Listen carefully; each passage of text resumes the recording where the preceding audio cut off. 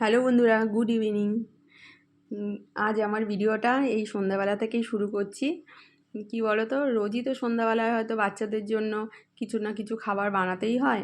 আজ আমি গপু সোনার জন্যই একটা জিনিস বানাবো, সেটা হলো তোমরা সবাই বানিয়ে থাকো ঘরে, ম্যাগি বানাবো একটু চাউমিনের মতো করে।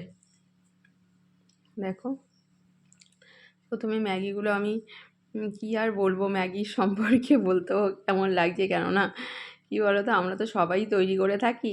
তবু কি অন্য সময় একটা বানানো আর একটা গপুর জন্য বানানো, সেটা একটু অন্যভাবেই বানাচ্ছি। কেন বলো তো, অন্য দিন বানাতে গেলে আমাকে সেই এঁঠো বাসন টাসন দিয়েই বানাতে হয়। আজকে আমি ঠাকুরের বাসন দিয়েই বানাচ্ছি। আর জানো তো, আমি এখানটা রান্নাঘর বানাবো, এটা ডেকোরেশন করা এখনও হয়নি, কিন্তু ইচ্ছা আছে একটু বেশ সুন্দর করে একটা গপুর জন্য রান্নাঘর বানানোর।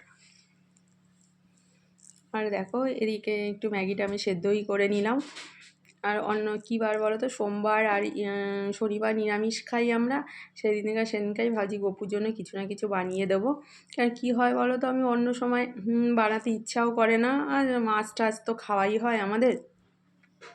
আর আলাদা ঘরের রান্নাঘর থাকলে একটু সুবিধা হয় যে রান্নাঘরটা, আমাদের রান্নাঘরে যেমন ধুয়ে ঠুয়ে সব কিছু করে তারপরে আমি পরিষ্কার করে অনেকটা টাইম লেগে যায়। তাই ভাবছি যে আলাদা করে যদি একটা রান্নাঘর থাকে না, তার একটু সুবিধাই হবে।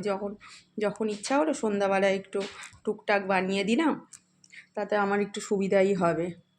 কেননা অনেক সময় কী হয়, ছেলেকে খাবার দিলাম, তা গোপালের দিকে হয়তো তাকিয়ে রইলাম যে এ বাবা, আমি কিছু দিতে পারছি না, করে দিতে পারছি না, এরকম একটা ব্যাপার হয়ে যেত। সেটা আর সপ্তাহে অন্তত 2-3 দিন তো করাই, 2 দিন তো করাই যাবে।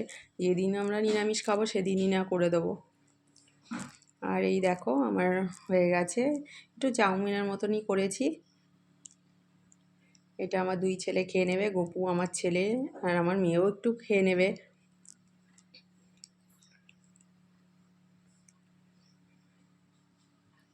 আর এই দেখো না, খাবার সঙ্গে সঙ্গে পিঁপড়ে, আমাদের ঘরে প্রচণ্ড পিঁপড়ে থাকে জানো না।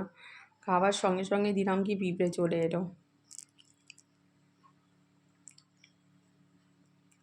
ঠিক আছে, আজকের মতো এই পর্যন্ত রইলো। যদি আমার ভিডিওটা কোনো অংশ ভালো লেগে থাকে, প্লিজ লাইক কমেন্ট শেয়ার করে দিও।